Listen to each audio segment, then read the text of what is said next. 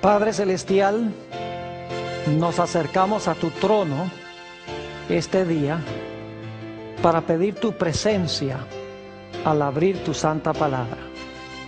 Pedimos, Señor, que envíes a tu Espíritu Santo para que podamos comprender este mensaje tan importante que se titula El Príncipe y el Dragón. Te damos gracias por escuchar nuestra oración, porque te lo pedimos en el precioso nombre de Cristo Jesús. Amén. Nuevamente quiero saludar a todos los que han venido aquí para estudiar este tema tan importante, el príncipe y el dragón. Y quiero también saludar a todos los que nos acompañan vía satélite, en la pantalla de televisión o donde quiera que se encuentren. Estamos muy contentos de tenerles con nosotros. Ojalá que el tema de hoy sea una bendición también para todos los que están viendo en diferentes partes del mundo hispano. Vamos a comenzar nuestro estudio hoy repasando lo que estudiamos en el tema pasado. Y hay varios aspectos que quiero recalcar al comenzar nuestro estudio de Apocalipsis 12, que será el capítulo especial al cual le vamos a dedicar tiempo. Daniel, el capítulo 2, tiene un sueño de Nabucodonosor. Y repasando, la cabeza de la imagen que vio Nabucodonosor era ¿de qué? De oro. El pecho y los brazos eran de plata. El vientre era de bronce. Las piernas estaban compuestas ¿de qué? De hierro, y luego los pies estaban compuestos de una mezcla de hierro y de barro. 10 dedos con una mezcla de hierro y barro. Ahora, ¿qué representa la cabeza de oro? Babilonia. ¿Qué representa el pecho y los brazos de plata? Medo-Persia. ¿Qué representa el vientre de bronce? Grecia. ¿Qué representan las piernas de hierro? Roma. Y luego, ¿qué representan los pies de hierro mezclado con barro? Representan el hecho de que Roma se dividió en 10 reinos, los 10 dedos, y luego fue una Roma diferente, porque era una Roma que era una mezcla de iglesia y ¿qué? Y de Estado. El poder civil de Roma continuó, pero se le unió también el poder de la iglesia, una amalgama, por así decirlo, de iglesia y Estado. Quiero recalcar particularmente el cuarto reino. El cuarto reino son las piernas, no olviden eso. Las piernas representan a Roma. El cuarto reino es Roma. Ahora, el segundo punto que quiero recalcar es que el capítulo que vamos a estudiar hoy en realidad tiene como trasfondo ese versículo del cual hemos hablado mucho, Génesis el capítulo 3 y el versículo 15. Allí se presentan 4 puntos centrales. Dice en primer lugar que va a haber enemistad. En segundo lugar hay una serpiente. En tercer lugar hay una mujer. Y en cuarto lugar hay 2 simientes. Es decir, va a haber una guerra entre la serpiente y la mujer. Y entre la simiente de la serpiente y la simiente de la mujer. Pero luego dice que la guerra principal va a ser entre la simiente de la mujer y la serpiente. Porque dice que la simiente de la mujer iba a herir a la serpiente en la cabeza y la serpiente le iba a herir a la simiente de la mujer en el calcañar. Es decir, la guerra es entre la serpiente y la mujer, y entre la serpiente y la simiente de la mujer. Es muy importante recordar eso, porque eso está en el trasfondo del capítulo que vamos a estudiar hoy. El tercer punto que quiero recalcar al comenzar nuestro estudio es que la serpiente de Génesis 3:15 está involucrada en todas las etapas de Apocalipsis el capítulo 12. Algunas personas me dicen, Pastor Bor, lo que usted está estudiando esta noche tiene muy poco que ver con Génesis. La gente que dice esto ignora el hecho de que detrás de Apocalipsis 12, que vamos a estudiar hoy, está el trasfondo de Génesis 3 y el versículo 15.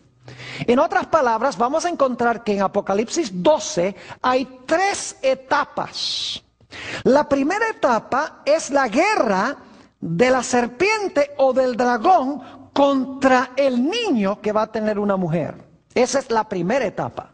La segunda etapa, cuando el niño ya se le escapa a la serpiente no es capaz de matarlo, entonces dice que la serpiente o el dragón se lanza en contra de la mujer que trajo al mundo al niño varón.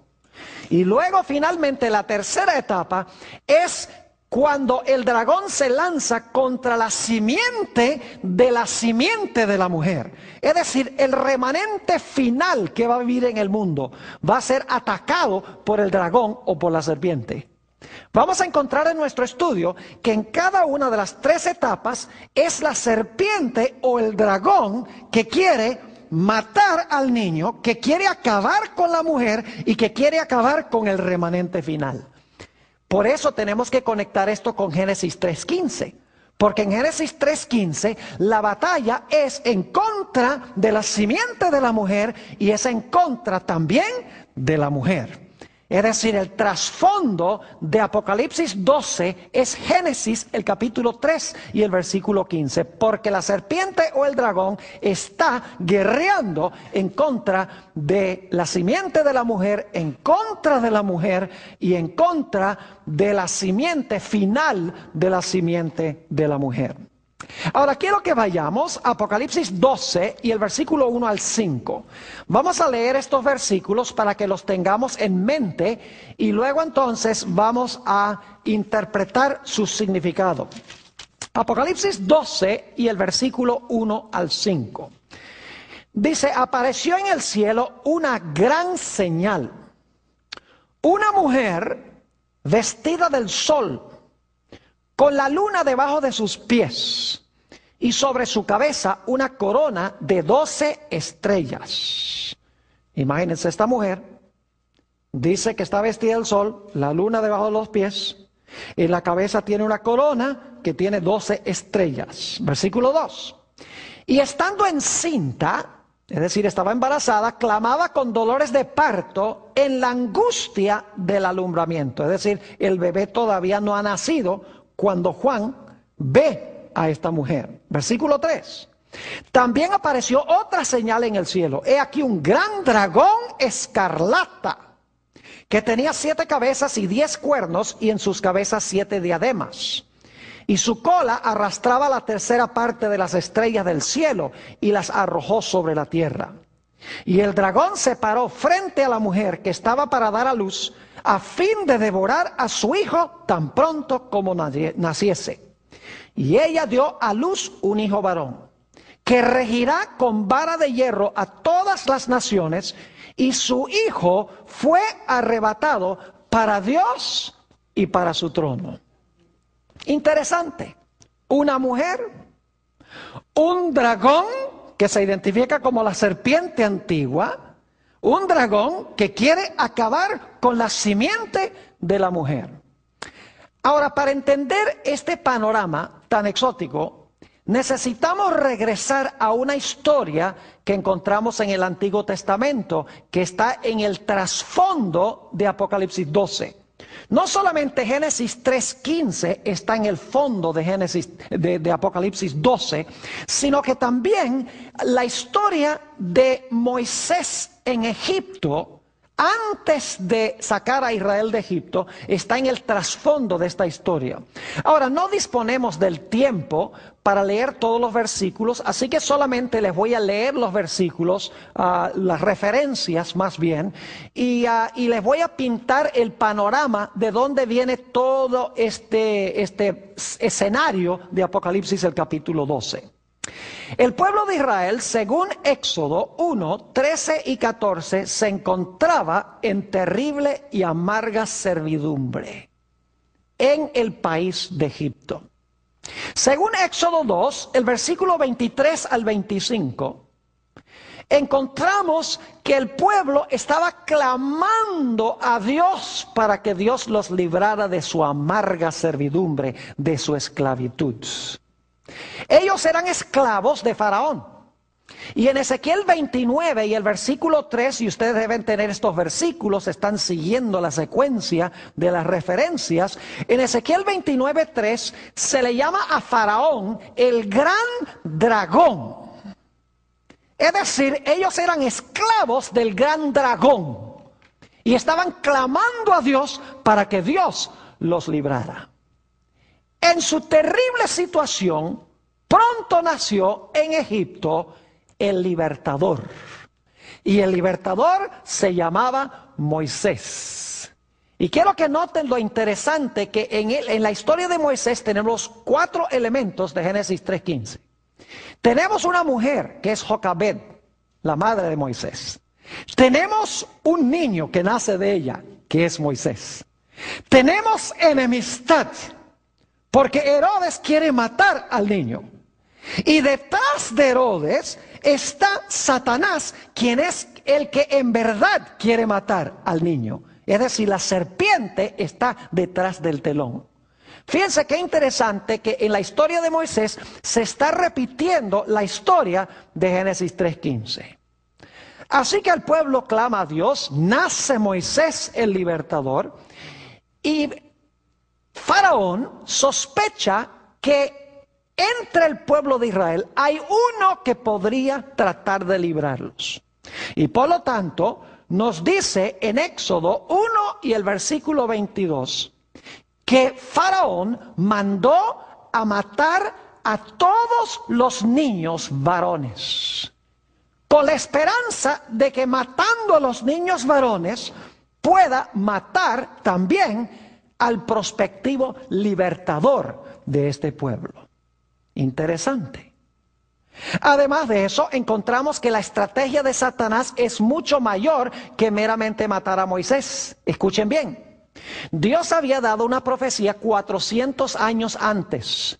Esa profecía se encuentra en el libro de Génesis, el capítulo 15 y el versículo 13 al 15, donde Dios estaba diciendo a Abraham que cuando pasaran 400 años, Él iba a intervenir para librar a su pueblo de Egipto y que los iba a llevar a Canaán. Así que el diablo dice, cuando se acaben los 400 años, Dios va a sacar a este pueblo de Egipto para llevarlos a Canaán. ¿Sabía el diablo cuándo comenzaron los 400 años? Claro que sí. ¿Creen ustedes que el diablo sabía cuando los 400 años estaban a punto de terminar? Obviamente que sí, porque él lee la historia. Y por lo tanto, cuando el niño va a nacer, Satanás a través de Herodes lo está esperando para matarlo. Y mata a todos los niños menores de 2 años. Es interesante cómo el diablo trató de impedir que el pueblo de Israel fuera a Canaán. En primer lugar, vio que Dios llevó a Abraham a Canaán. Dice, algo va a pasar en Canaán. Luego se da la profecía de que Dios va a sacar a su pueblo de Egipto y lo va a llevar a Canaán. El diablo dice, hay algo especial en Canaán. Así que cuando Dios intervino para librar a Israel de Egipto, Satanás peleó a capa y espada, tratando de matar al libertador y además de eso impidiendo que el pueblo saliera de Egipto. Inclusive, cada plaga, Dios estaba diciendo, deja ir a mi pueblo. Y Faraón decía, no lo voy a dejar ir. Porque Faraón era un instrumento ¿de quién? Era un instrumento de Satanás. Satanás no quería que el pueblo fuese ¿a dónde? A Canaán. Porque algo iba a pasar en Canaán. El Mesías iba a nacer en Canaán. Y lo interesante es que cuando el pueblo de Israel llegó a las fronteras de Canaán, Satanás los incitó para que cometieran idolatría y fornicación con las mujeres de Moab, porque Satanás no quería que entraran. Cuando los espías 40 años antes llegaron a las fronteras de Canaán, 10 de los espías dieron un mal informe. No se puede entrar. Estaban siendo usados ¿por quién? Por Satanás. Satanás no quería que entraran a Canaán. Y luego cuando el pueblo de Israel finalmente procedió a entrar a Canaán, las naciones de allí pelearon a capa y espada para impedir que Israel entrara en Canaán. Satanás sabía que había algo especial en Canaán y por lo tanto, cuando Dios vino, después de los 400 años para librar a Israel, Satanás dice, van a ser un niño y ese niño va a librar a Israel para llevarlos a Canaán y yo no lo voy a permitir. Lo interesante es que la vida de Moisés fue preservada en Egipto. A pesar de que Faraón quería matarlo, no lo pudo matar. Dios le preservó la vida a Moisés en Egipto. Y luego Dios llamó a Moisés a salir de Egipto con el pueblo de Dios después de haberlo preservado en Egipto. Lo interesante es que en Éxodo 12, escuchen bien, la señal de liberación del pueblo de Israel fue el sacrificio del cordero pascual. Se debía escoger un cordero perfecto y ese cordero perfecto se debía sacrificar. Y se debía poner la sangre en el dintel de la puerta y en los postes de la puerta. Es decir, la señal de la liberación del pueblo de Israel de servidumbre o de esclavitud fue el sacrificio ¿de qué? El sacrificio de un cordero sin mancha, ni arruga, ni cosa semejante. Es decir, el cordero los libró de su servidumbre. Ahora es interesante notar cómo termina la vida de Moisés. En Deuteronomio 34 y el versículo 5 y 6, Deuteronomio 34 y el versículo 5 y 6, se habla de la muerte de Moisés. Y solo les voy a mencionar algunas cosas en cuanto a la muerte de Moisés. Allí se dicen dos cosas que son muy extrañas en cuanto a su muerte. En primer lugar, nos dice ese texto que cuando Moisés murió, Dios lo sepultó. Es la única persona en toda la Biblia que Dios haya sepultado. Pero eso no es todo. Porque nos dice el texto también que nadie sabía a dónde estaba el sepulcro de Moisés. Y eso es raro. Porque los judíos marcaban las tumbas de sus héroes. Es decir, ellos sabían dónde estaba enterrado David, dónde estaba enterrado Abraham, dónde estaba enterrado Daniel. Ellos sabían a dónde estaban enterrados o sepultados sus héroes. Pero dicen Deuteronomio 34 que nadie sabía a dónde estaba enterrado Moisés. Y que Dios lo sepultó. ¿Por qué fue diferente el caso de Moisés que todos los demás héroes? En Judas 9, y quiero ir a este texto, el libro de Judas 9, encontramos que cuando Moisés murió, algo increíble sucedió. Se realizó una batalla por el cuerpo de Moisés. Judas 9 dice, pero cuando el arcángel Miguel contendía con el diablo, disputando con él por el cuerpo de Moisés, no se atrevió a proferir juicio de maldición contra él, sino que dijo, el Señor te reprenda. ¿Qué hubo cuando Moisés murió?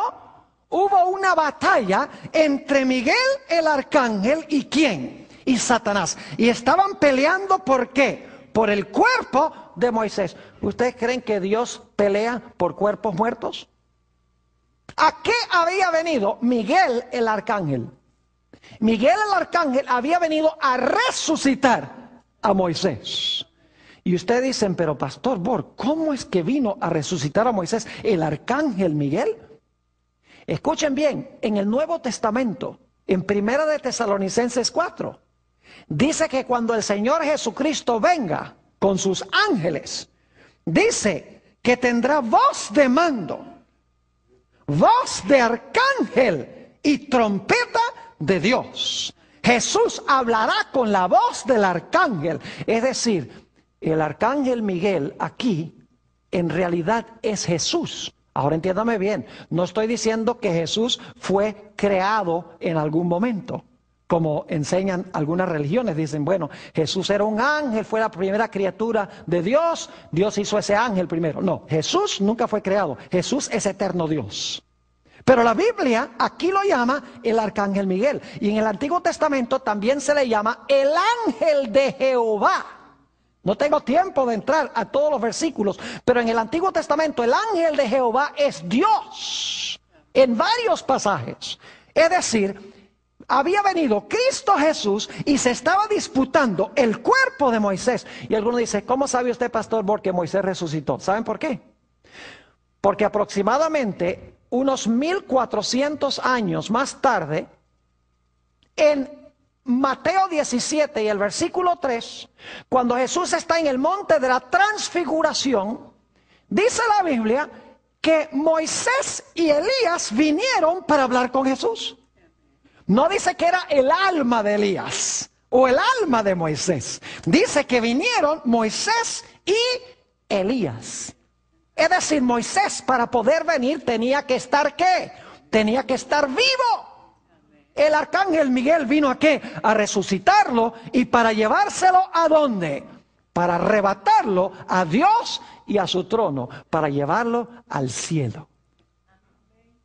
Ahora, yo no sé si ustedes están viendo una serie de paralelos entre esto y lo que encontramos en Apocalipsis 12. Es increíble el paralelismo.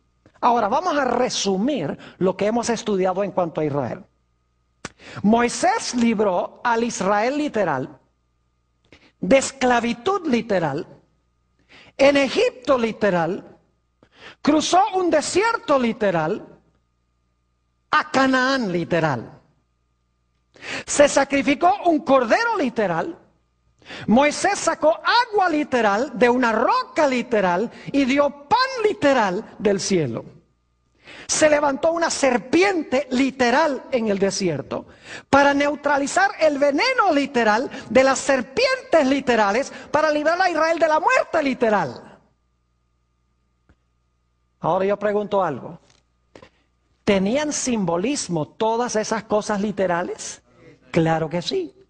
Lo literal que pasó con el pueblo de Israel llegó a simbolizar grandes realidades espirituales y mundiales.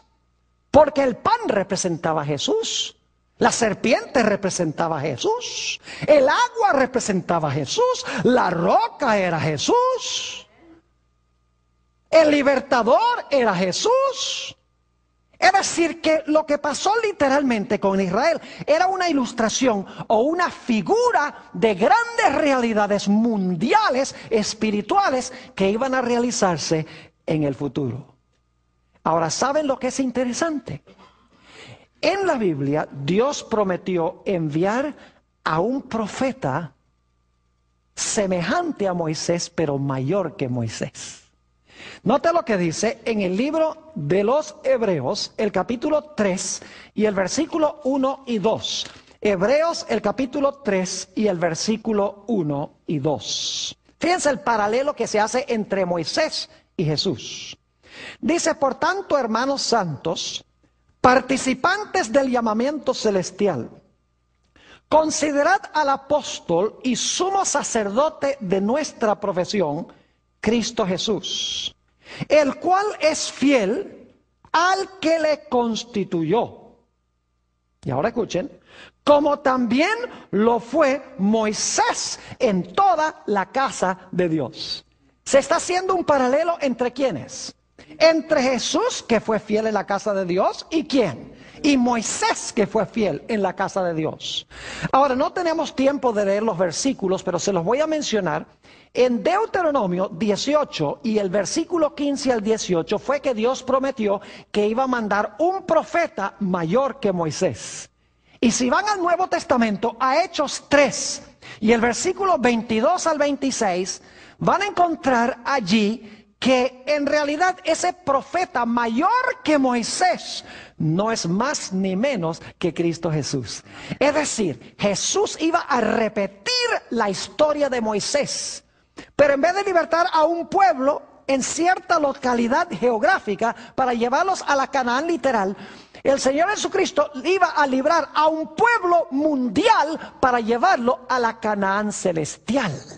Es decir, que lo que pasó con Moisés como líder de Israel es un símbolo de Jesús, el líder de su pueblo en los últimos días. Ahora sí, vamos a Apocalipsis, el capítulo 12, y algunas de estas cosas no tenemos que buscarlas en Apocalipsis 12 porque ya leímos el pasaje. Pero en Apocalipsis 12, 1 y 2 encontramos que hay una mujer, ¿verdad que sí? Hay una mujer. Ahora, quiero que noten lo que representa esta mujer, porque estamos hablando de símbolos. El diablo no es un dragón con 7 cabezas, ni tampoco es rojo. Son símbolos, es decir, representan algo más allá de lo literal. Así que esta mujer debe representar algo. Nota lo que dice Jeremías, el capítulo 6 y el versículo 2. Jeremías, el capítulo 6 y el versículo 2. Nos dice qué representa la mujer. Dice allí: destruiré a la bella y delicada, ¿qué cosa? Hija de Sión. Fíjense que Dios considera a Sión, a su pueblo, como bella y qué cosa, delicada. En realidad en el hebreo dice: compararé a la hija de Sión con una mujer bella y delicada. Ahora quiero que noten también lo que dice Jeremías 31 y el versículo 32. Jeremías 31 y el versículo 32. Y quiero que noten que Dios es el esposo e Israel es su esposa. Dice allí en el libro de Jeremías, el capítulo 31 y el versículo 32, no como el pacto que hice con sus padres el día que tomé su mano para sacarlos de la tierra de Egipto. Porque ellos invalidaron mi pacto, es decir, Israel, dice Dios, invalidó mi pacto, aunque yo fui un ¿qué? Yo fui un marido para ellos, dice Jehová. Es decir, Dios es el esposo e Israel es su ¿qué? Es su esposa. ¿Y quién va a nacer de la esposa de Dios el Padre? Va a nacer la simiente prometida. Va a nacer Jesús. Entonces, ¿qué representa la mujer? La mujer representa a Israel. Pero representa más que Israel. Porque la iglesia del Nuevo Testamento también es simbolizada por una mujer. En Efesios 5, versículo 25, el apóstol San Pablo dice: maridos, amad a vuestras mujeres, así como Cristo amó a la iglesia. Es decir, que en la Biblia esta mujer representa la iglesia de Dios en el Antiguo y en el Nuevo Testamento. Ahora ustedes notan que la mujer está vestida del sol y tiene la luna debajo de sus pies. Yo pregunto, ¿el sol tiene luz original propia? Claro que sí. ¿La luna tiene luz original propia? No. ¿De dónde recibe la luna su luz? Del sol. Ahora, ¿qué representa el sol con el cual está vestida esta mujer? ¿Y qué representa la luna sobre la cual está parada? Muy sencillo. Si vamos a San Juan 5 y el versículo 39, el Señor Jesucristo dice a los líderes de aquella época, dice: escudriñad las escrituras. ¿Cuáles escrituras? El Antiguo Testamento. Escudriñad las escrituras, porque a vosotros os parece que en ellas tenéis la vida eterna, y ellas son las que dan ¿qué cosa? Testimonio de mí. ¿Qué es lo que da testimonio de Jesús? Las escrituras. ¿Qué es lo que da testimonio del sol? La luna.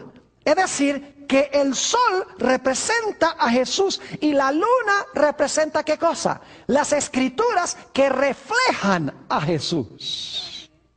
Es decir, esta es una iglesia que está basada en las escrituras y que está cubierta de Cristo Jesús. Y luego tenemos las 12 estrellas que tiene sobre su corona. ¿Qué representan esas 12 estrellas? No voy a leer los versículos, pero se los voy a mencionar. En Génesis 37, escuchen bien, y los versículos 9 y 10, Génesis 37, 9 y 10, encontramos la historia de José. ¿Recuerdan uno de los sueños que tuvo José? Uno de sus sueños fue que vio que el sol, la luna y las ¿qué? Y 11 estrellas se inclinaban ante él. Eso está en Génesis 37 y el versículo 9 y 10. Ahora yo pregunto, ¿qué representaban las 11 estrellas? Las 11 estrellas representaban los ¿qué? Los hermanos de José, lo cual significa que José sería la estrella número ¿qué? La estrella número 12. Es decir, que las 12 estrellas representan a los hijos de ¿quién? A los hijos de Jacob. ¿Y qué llegaron a formar los 12 hijos de Jacob? Llegaron a formar las 12 tribus de Israel, que son el pueblo de Israel, que estaba compuesto de 12 tribus. Note lo que dice en Génesis 49, 28 sobre este asunto. Génesis, el capítulo 49 y el versículo 28. Está hablando aquí de las 12 tribus de Israel, que en realidad componen a Israel. Dice en Génesis 49 y el versículo 28, todos estos fueron las 12 tribus de Israel, después de mencionar cada uno de los hijos de Jacob. Y esto fue lo que su padre les dijo al bendecirlos, a cada uno por su bendición los bendijo. Entonces, ¿qué representan las 12 estrellas? Las 12 estrellas representan al pueblo de Dios, ¿cuándo? En el Antiguo Testamento, las 12 tribus de Israel. Yo pregunto, ¿Jesús nació de la iglesia del Antiguo Testamento? Claro que sí. ¿Jesús nació de Israel? ¿Nació de las 12 tribus de Israel? ¿Cómo no? Nació de la mujer. El número 12 indica que Jesús nace de Israel. Ahora, dicho sea de paso, la mujer no solamente, vamos a encontrar, representa el Antiguo Testamento, sino que representa también a la esposa de Cristo en el Nuevo, que es la iglesia. ¿Cuántos apóstoles escogió Jesús? Eso es un accidente que escogió 12 apóstoles, ¿verdad? Un accidente. Dios, me gusta el número 12, dice Jesús. No. ¿Qué estaba indicando Jesús al escoger 12 apóstoles? Estaba indicando de que se estaba continuando, ¿qué cosa? Su pueblo. 12 tribus, 12 apóstoles. Es decir, hay una sola iglesia compuesta de dos partes. Los que vivieron en el Antiguo Testamento y los que viven en el Nuevo Testamento. Pero es una sola iglesia con 12 etapas. Ahora, por si acaso alguno no cree que el número 12 es importante, cuando Judas apostató, los discípulos se reunieron y dijeron, tenemos que elegir el número 12. Tenían que tener 12, porque el número 12 representaba una continuación ¿de qué? Una continuación del pueblo ¿de qué? Del pueblo de Israel. Es decir, la mujer representa a la iglesia del Antiguo y del Nuevo Testamento. Es una iglesia vestida de Jesús. Es una iglesia que se basa en las Escrituras que dan testimonio de Jesús. Ahora yo pregunto algo. Cuando el Señor Jesucristo nació, ¿alguien lo estaba esperando? Los judíos lo estaban esperando, ¿verdad? No. Porque dice claramente en San Juan 1:11, a los suyos vino y los suyos no le recibieron. Pero ¿quién lo estaba esperando? Lo estaba esperando Satanás. Ahora escuchen lo que les voy a decir, no pierdan este punto. ¿Qué imperio estaba gobernando cuando nació Jesús? Estaba gobernando Roma. ¿Cuál de los imperios de Daniel 2 es ese? ¿El segundo, el primero, el tercero, el cuarto? ¿Cuál es?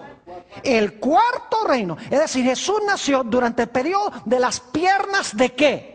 De las piernas de hierro. No olviden eso, porque más adelante vamos a estudiar la profecía de Daniel 7 y vamos a encontrar 4 bestias y la cuarta bestia también es Roma. Es decir, Jesús nació durante el periodo del ¿qué? Del imperio romano, durante el periodo de del cuarto reino de Daniel, el capítulo 2. Ahora Jesús, cuando nació, dice en Apocalipsis 12, como leímos el versículo 3, que Juan ve a un dragón bermejo. Y el dragón bermejo se para al lado de la mujer, ¿para qué? Para devorar a su hijo cuando el hijo nazca. ¿Pueden ustedes ver a Génesis 3:15 ahí? Claro que sí.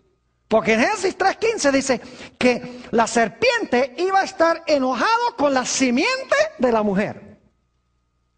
Y ahora nace Jesús, la simiente de la mujer, y el dragón, que se le llama en Apocalipsis 12:9, la serpiente antigua, el diablo y Satanás, porque quiere conectar con Génesis 3:15. Dice que se para al lado de la mujer para devorar al niño cuando el niño nazca. ¿Quién sabía que Jesús iba a nacer? Satanás. Y Satanás dice, lo voy a matar. Pero yo pregunto, ¿Satanás procuró matarlo directamente? No. ¿Recuerdan que en el Antiguo Testamento Faraón se llamaba el gran dragón? Ezequiel 29:3, el gran dragón. ¿Había un gran dragón esperando a Jesús también? Claro, era Satanás. ¿Pero qué usó Satanás para tratar de matar a Jesús? Note lo que dice Mateo, el capítulo 2 y el versículo 16. San Mateo, el capítulo 2 y el versículo 16. Al igual que en el Antiguo Testamento, Satanás obró a través de Faraón. En el Nuevo Testamento trata de matar a Jesús a través de ¿quién? A través de Herodes, a través de su simiente. Note lo que dice Mateo, el capítulo 2. ¿Qué dije yo? ¿Qué versículo? San Mateo 2 y el versículo 16. Esto es cuando los reyes magos no vuelven por Jerusalén, se van por otra ruta. Dice, Herodes entonces, cuando se vio burlado por los magos, se enojó mucho y mandó matar a todos los niños menores de 2 años que había en Belén y en todos sus alrededores, conforme al tiempo que había inquirido de los magos. Yo pregunto, ¿eso también pasó en los días de Moisés? Solo que allá fue Faraón y ahora fue ¿quién? Fue Herodes el que lo hizo, según dice esto. ¿Y quién estaba detrás de Herodes? Satanás, porque Apocalipsis 12 dice que el gran dragón se paró delante de la mujer. Mateo dice que fue Herodes, así que sabemos que fue el gran dragón usando ¿a quién? Usando a Herodes. Así que la primera etapa de la batalla es el dragón contra ¿quién? El dragón contra el niño. Fíjense que la primera guerra no es contra la mujer. El dragón no trata de matar primero a la mujer, sino procura matar primero ¿a quién? A la simiente de la mujer, exactamente como lo dice en Génesis 3 y el versículo 15. Yo pregunto, ¿el Señor Jesucristo murió como el Cordero Pascual? Note lo que dice en Primera de Corintios, el capítulo 5 y el versículo 7. Primera de Corintios, el capítulo 5 y el versículo 7. Jesús está repitiendo la historia de Israel. Yo no sé si ustedes se están dando cuenta, pero lo está haciendo no solo para Israel, allá en el Medio Oriente, sino que Israel es toda la raza humana. Ahora fíjense lo que dice Primera de Corintios, el capítulo 5 y el versículo 7. Aquí el apóstol Pablo está recordando la experiencia de la liberación de Egipto. Dice aquí, limpiaos pues de la vieja levadura, para que seáis nueva masa. Dicho sea de paso, también comieron panes sin levadura allá en el Éxodo. Dice, sin levadura sois, porque nuestra Pascua, que es Cristo, ya fue sacrificada por nosotros. ¿Qué representaba el cordero que fue sacrificado para librar a Israel?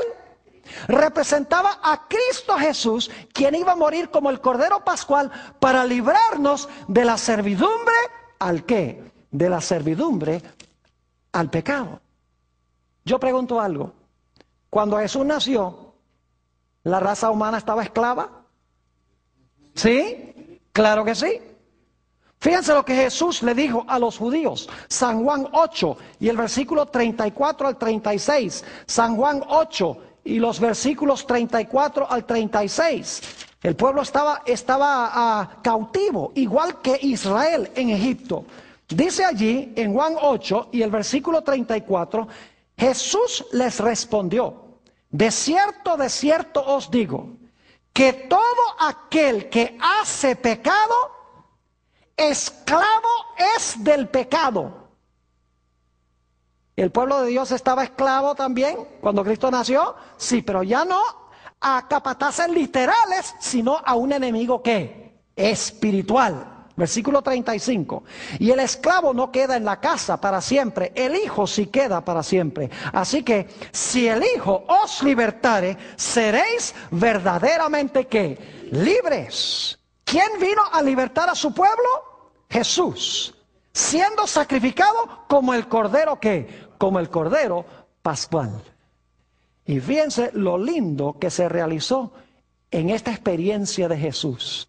El pueblo estaba clamando por un libertador. Ustedes leen Lucas el capítulo 1, dice que estaban esperando ansiosamente la consolación de Israel. Igual que en el Antiguo Testamento el pueblo estaba clamando y anhelando que viniera el libertador. En el Nuevo Testamento el pueblo estaba anhelando también que viniera el libertador prometido. En ambos casos se mataron niños. En ambos casos el dragón se paró delante de la mujer para devorar a su hijo. En ambos casos, escuchen bien, fueron protegidos los libertadores en Egipto. ¿A dónde mandó el ángel a José a llevar a Jesús? Cuando Herodes quería matarlo. Le mandó que lo llevara ¿a dónde? A Egipto. Inclusive hay una profecía que se encuentra en Oseas 11 y también se cita en Mateo el capítulo 2, donde dice, para que se cumpliera lo que escribió el profeta, de Egipto llamé a mi hijo. Así como Dios llamó a Moisés a salir de Egipto con el pueblo de Dios, librándolo, Dios llamó a Jesús para sacar a su pueblo del Egipto espiritual, de la servidumbre, para librarlos también a ellos de la esclavitud espiritual. Qué tremendo paralelo está haciendo Dios en estas historias. Ahora, ¿saben lo que pasó en la cruz? En la cruz el diablo fue lanzado fuera como representante de este mundo. Note lo que dice San Juan 12, 31 al 33. San Juan 12 y el versículo 31 al 33. Lo hemos leído antes, pero vamos a leerlo de nuevo. Dice allí, en San Juan 12 y empezando en el versículo 31, está hablando Jesús, ahora es el juicio de este mundo. Ahora el príncipe de este mundo será ¿qué? Echado fuera. Fíjese que el verbo está futuro, ¿sí o no? Dice, ahora es el juicio de este mundo. Ahora el príncipe de este mundo será echado fuera. Es decir, cuando Jesús dijo estas palabras, no había muerto todavía. Versículo 32. Y yo, si fuere levantado de la tierra, a todos atraeré a mí mismo. Y esto decía, dando a entender de qué muerte iba a morir. ¿Qué fue lo que lanzó fuera a Satanás como representante de este mundo? Fue la muerte ¿de quién? De Jesús, como el Cordero Pascual que quita el pecado del mundo. ¿Saben ustedes que el diablo representaba este mundo en el cielo antes de que Jesús muriera en la cruz? Ustedes pueden leer en el libro de Job, el capítulo 1 y 2, que cuando Dios hacía reuniones en el cielo, Satanás iba allá, representando el planeta Tierra. Y Dios le preguntaba, ¿de dónde vienes? Dice, vengo de rodear la Tierra y de andar por ella. Es decir, vengo de supervisar mi territorio.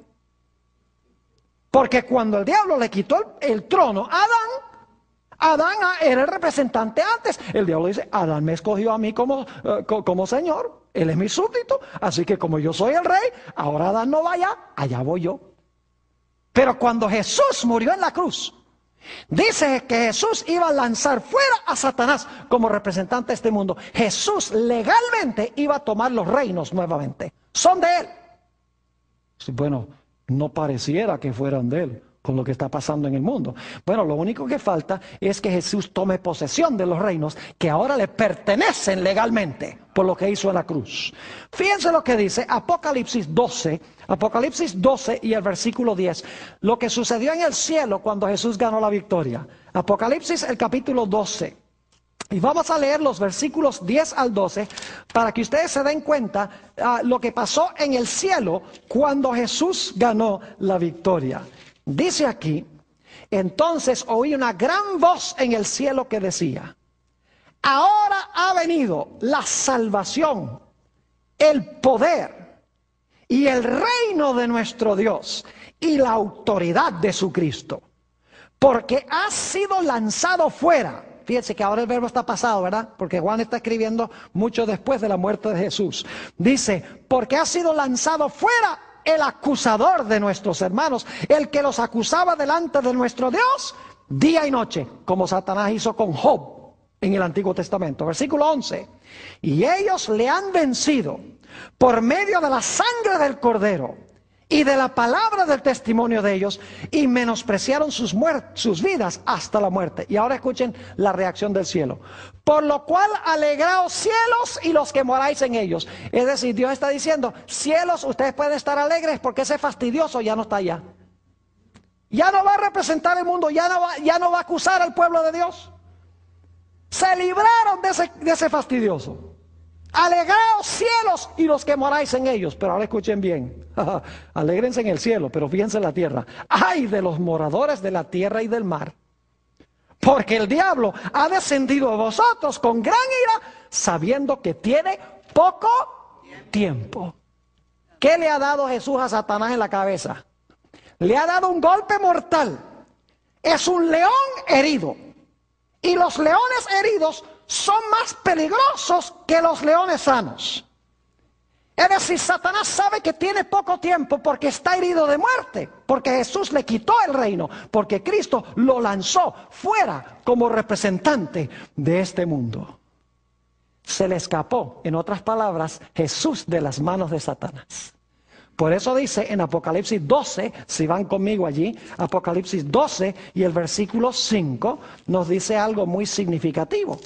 Dice que Jesús ganó y ella dio a luz un hijo varón, que regirá con vara de hierro a todas las naciones. Escuchen, y su hijo fue arrebatado para Dios y para su trono. Yo pregunto, cuando Moisés terminó su vida, murió, resucitó y fue arrebatado a Dios y a su trono. Claro que sí.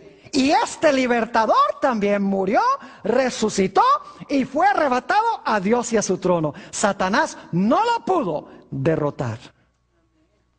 Esta es la etapa número 1, el cuarto reino. Pero ahora quiero que ustedes noten que hay una segunda y una tercera etapa en Apocalipsis 12. Es muy importante que reconozcamos esto.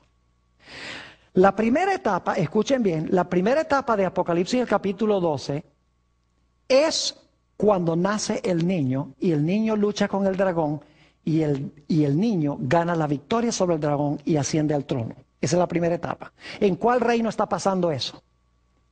En el cuarto reino, el reino romano, porque Jesús nació durante el imperio romano. ¿Están conmigo? Pero quiero que noten que cuando Juan ve a la mujer todavía no ha tenido el niño. Es decir, es la iglesia del Antiguo Testamento que está esperando con ansias que nazca el niño. Y luego en el imperio romano nace ¿quién? Nace Jesús. Es decir, que Apocalipsis 12 empieza en el Antiguo Testamento con la mujer embarazada, pero sin haber tenido el niño. Esa es la iglesia del Antiguo Testamento. Cuando nace el niño, ahí ya estamos en el imperio romano. Es decir, tenemos en el Antiguo Testamento Babilonia, Medo-Persia, Grecia, y entonces cuando nace el niño, el imperio romano. Pero cuando Jesús asciende al cielo, gana la victoria sobre Satanás, llegamos a una segunda etapa. Noten Apocalipsis el capítulo 12 y el versículo 6. Apocalipsis el capítulo 12 y el versículo 6. ¿Recuerdan los pies de hierro y barro? ¿Recuerdan que eso viene después del imperio romano, del cuarto reino? Ahora escuchen la etapa que viene. Apocalipsis el capítulo 12, y quiero leer el versículo 6. Inmediatamente después que el hijo es llevado a Dios y a su trono, dice, y la mujer huyó ¿a dónde? Al desierto, donde tiene lugar preparado por Dios, para que allí la mantengan o la sustenten, ¿por cuánto? 1260 días. Ahora, yo pregunto, ¿a dónde huye la mujer ahora? Ahora el diablo quiere matar ¿a quién? No pudo con el niño, así que dice, ahora voy a matar a la mujer. ¿A quién quiere matar Satanás entonces? Quiere matar a la iglesia. Porque ya después que Jesús nace, se lanza contra la mujer. Esto significa que Satanás ahora está lanzándose contra la iglesia de Jesús.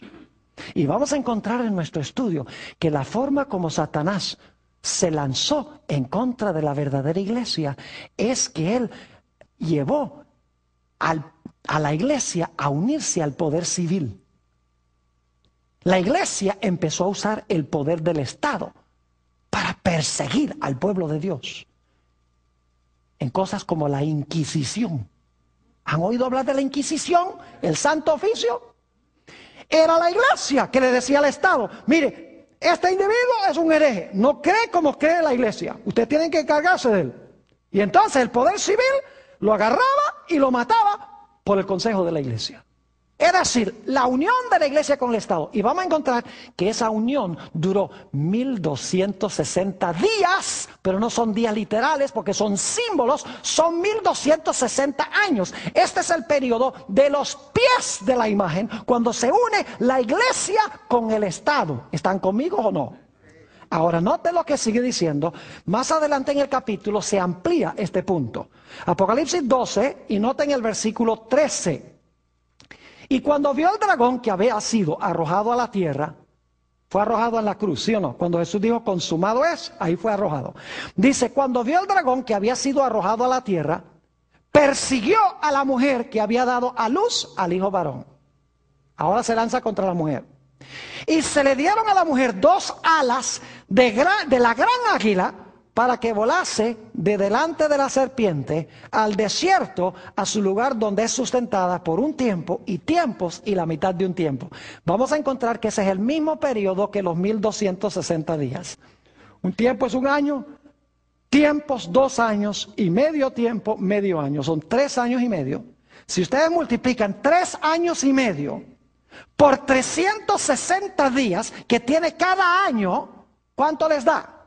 3 y medio por 360 días que tiene cada año. Si usted lo multiplica, le da 1260 días. Pero los días son ¿qué? Los días son años.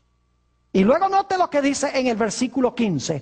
Y la serpiente arrojó de su boca tras la mujer agua como un río.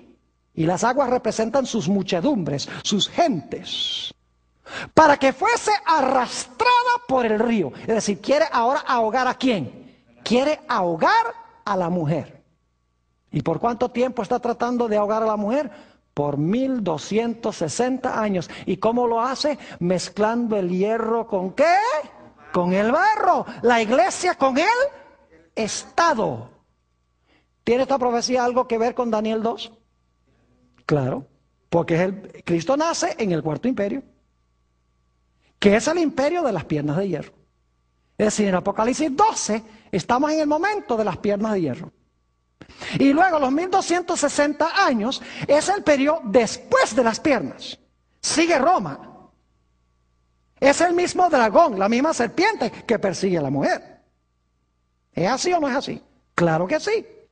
Pero ahora no es el imperio romano que persiguió al niño, sino que es el imperio romano ¿qué?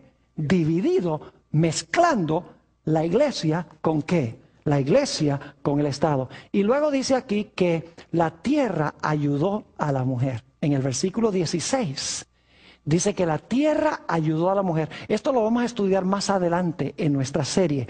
Es decir, al final de los 1260 años, cuando la mujer iba a ser ahogada, la tierra vino al rescate y dice que la tierra secó las aguas de persecución.